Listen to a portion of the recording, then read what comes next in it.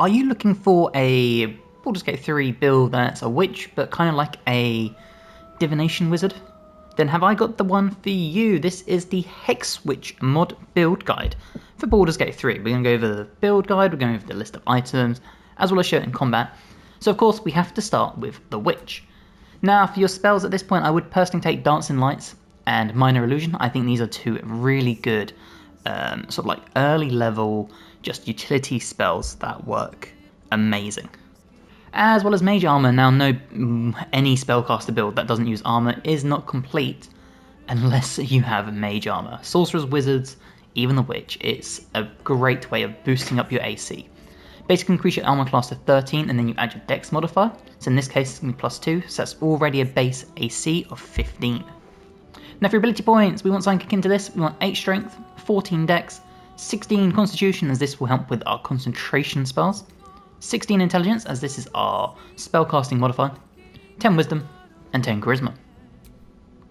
For your skill proficiencies, I don't usually pick these, however I would personally take Arcana and Medicine. Reason being is that later into the build there is a option you can choose where you can add your medicine score to certain things, so it just makes sense in this case. Okay, Witch level 2, this gives us our specialization as well as our witchcraft points, and these essentially are just like sorcerer points. Now, we get one more spell at this point, and I would personally take Shillelagh, because we are using a staff, or if you wanted to, you could do Create Lesser Water. And for a spell, I personally like taking Tasha's Hideous Laughter. Leave a creature prone with laughter without the ability to get up, and this can last for 10 turns. And for a passive, I like taking Twin Spell, just because I like being able to target 2 enemies with one spell. And when it comes to your subclass, we are doing the Hex Witch. This gives us Warp Fortunes. So Warp Fortunes, when a creature you can see makes an attack roll, ability check, or a saving throw, use your reaction and spend 1 Witchcraft to roll a 1d4, applying the number rolled as a bonus or penalty. We also get Bane and Hex. Anyone that's played Warlock will know what Hex does, it's incredible. And that brings us to Witch level 3, and at this point we get more spells, so the 2 I would personally pick are Hold Person and Mirror Image. Mirror Image is going to help you be more defensive and boost your AC by 9 until you start getting hit. And Hold Person is incredible because if this lands and you maintain concentration, anyone you have held will automatically receive critical hits from melee attacks by your teammates or yourself. Okay, Witch level 4, this gives us some more Witchcraft points as well as Anthropic Ward. As a reaction, you can impose disadvantage on an attack roll against you. If the attack misses, you gain advantage on your next attack roll against your attack for 1 turn. We also have things like Enthrall, Rare Enfeeblement, and Witch Aura. Unleash your force of occult energy. Targets take 5 to 20 psychic damage, gain mental fatigue for 5 turns, reducing their wisdom, intelligence, and charisma saves. Costs 1 witchcraft point in addition to spell slots. We have one more spell, and I would personally take Spike Growth. I think this is great. You place it on the floor and enemies that walk through it will take damage from being able to walk on it. It's a great spell because a lot of enemies will be melee based and they have to get to you. This is just a nice way of giving them a little bit of extra damage before they get there. And for your feat, we're actually going to take an ASI and we're going to bump our intelligence up to 18. Okay, Witch level 5, this gives us a more higher level spell, and for this one we're going to take Stinking Cloud. Create Cloud so nauseating it prevents creatures from taking actions. Okay, Witch level 6, more Witchcraft points, as well as more spells, and for this one we're going to take the Witch's Boon. Grant all allies you can see regeneration for 3 turns, while removing disease, poison, paralysis, and blindness. And at this point, our next passive, we're going to take Misfortune. So once per short rest, you may spend some Witchcraft to imbue a target with Great Misfortune. Your target gain advantage on your next attack roll against your target. And for another passive, Healing Mastery. Now Poison Mastery, if you did want to take some poison-based spells, you could. This is what adds your medicine skill to the damage. I think Healing Mastery though, so your knowledge of medicine is so great you can use it to influence your healing spells. Increase amount healed by your spells equal to your medicine skill. Okay, Witch level 7, this gives us Luck Warp. You have the ability to influence the luck of others or steal their luck for yourself, and this is what I meant, it's like the wizard. After each long rest you gain 2 random portent dice. During the day you can use your action to change the die of any attack roll or saving throw rolled near you to one of your portent dice. Each portent dice can be used once, and you lose your unused portent dice at the end of the day. And for a spell here, we're going to take one of my favourite spells in the game, Envard's Black Tentacles. I love this. This was on my list of top 10 spells in the game. It's just incredible. It makes the area difficult terrain and attacks and smothers creatures within it. I actually paired Envar's Black Tentacles with the Hunger of Hadar, and the damage output inside Moonrise Towers was insane. Okay, Witch level 8, more Witchcraft points, and more spells. So for this one we're going to take Blight, reason being it's a Necromancy spell, and that pairs very nicely with Grim Harvest. Once per turn, if you kill a creature with a spell, you gain hit points equal to twice the spell slot used, thrice if it's a Necromancy spell. Undead and constructs are unaffected. And for your next feat, you probably guessed it, Intelligence up to 20 with an ASI. Witch level 9 gives us some more spells, and for this one we're going to take Contagion. Poison a target and possibly afflict them with a disease of your choice. You get a whole list of options. It's a pretty decent spell, especially when put with twin spells, so you can target 2 people. For your next passive, we're going to come all the way to the bottom. We're going to take Expended Witchcraft. Increase your total Witchcraft points by 4. And Witch level 10, more Witchcraft points. And another spell, so for this one we're going to take Dominate Person. Make a humanoid fight alongside you. Every time the creature takes damage, it makes a wisdom saving throw against your domination. Allies cannot be dominated. Witch level 11 gives us Distort Fortunes, so this is an improved Warp Fortunes, one of our early class abilities. When a creature you can see makes an attack roll, ability check, or a saving throw, you can use your reaction and spend 1 Witchcraft to roll 2d4, applying the number rolled as a bonus or penalty to the creature's roll. Now for a spell here, I love taking Circle of Death. I think it's just incredible. You should also take Greater Jinx. You get one of these spells at level 1. At the next level when you level up, kind of depends on which one you want.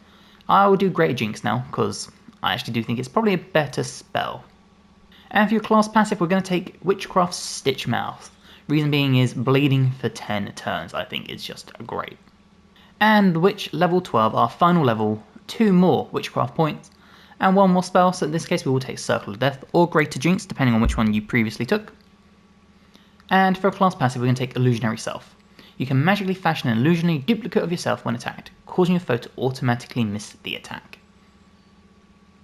And then for your final feat, we're going to come all the way to the bottom, and we're going to take Warcaster. Reason being is it will give us a melee reaction of Shocking Grasp as a if they move out of like melee range of you, but more importantly, advantage on saving throws to maintain concentration, because the Witch class itself has a lot of concentration spells. So this is just a nice way of trying to maintain your spell slots as well as your battlefield control as best you can. Okay, so if we go over our items, for a cloak, we're using the Cloak of the Weave. So you gain +1 bonus to spell save DC and spell attack rolls, but more importantly, absorb elements. Absorb elemental damage once per short rest. Take half damage from the next elemental attack targeting you, and deal an additional 1d6 of that element type on your next attack. For boots, the Disintegrating Nightwalkers, now you might not be using these for this build. In that case, you want to use sort of any other shoes that allow you to not be sort of trapped within difficult terrain. The reason I say this is Disintegrating Nightwalkers are probably my favourite boots in the game, for the fact you have Misty Step, and you can't be enwebbed, entangled, or ensnared, or slip on ice or grease. For robe, I really like the Robe of the Weave. Again, +1 bonus to spell save DC and spell attack rolls.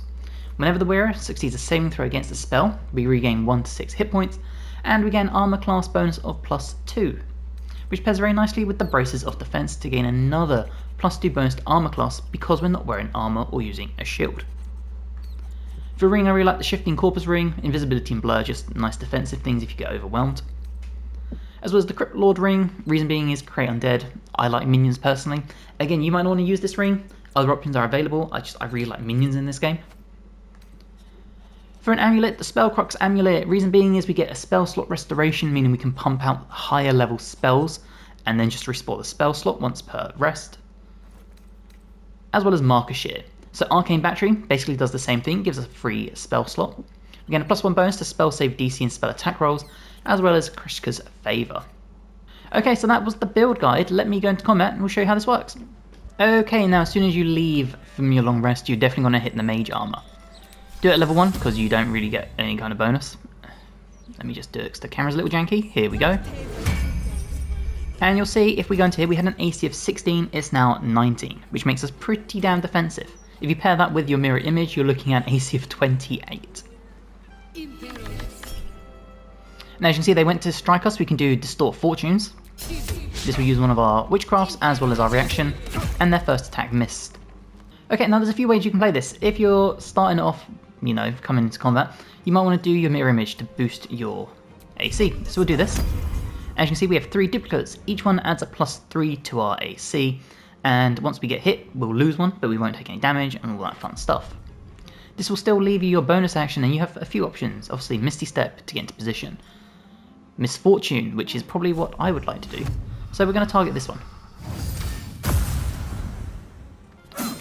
And there you go, just like that. They missed the attack, but they got the mirror image away, and then you can always come in with a Sentinel if you have it, to do a little bit of damage. And now this attack is going to go through, so we have many options we can do. We could do Illusionary Self, Entropic Ward, Distort Fortunes. Let's do Illusionary Self. And there you go, another big miss. Now, because we've got True Strike on the enemy, we have advantage on them. So if we were to come into here, and let's do our Greater Jinx. 18 to 72 possible damage, and you'll see we did a huge amount of damage to the enemy there. And they are now jinxed for 3 turns. And if we check that out, disadvantage on attack rolls and ability checks. It's an incredible high level spell. And then if you really want to, as your bonus action, you could spell slot restoration and get back that level 6 spell slot. Meaning you can do another Greater Jinx, you can do your Circle of Death, etc. Okay, so we're going to use Distort Fortune this time, and as you can see, another big miss.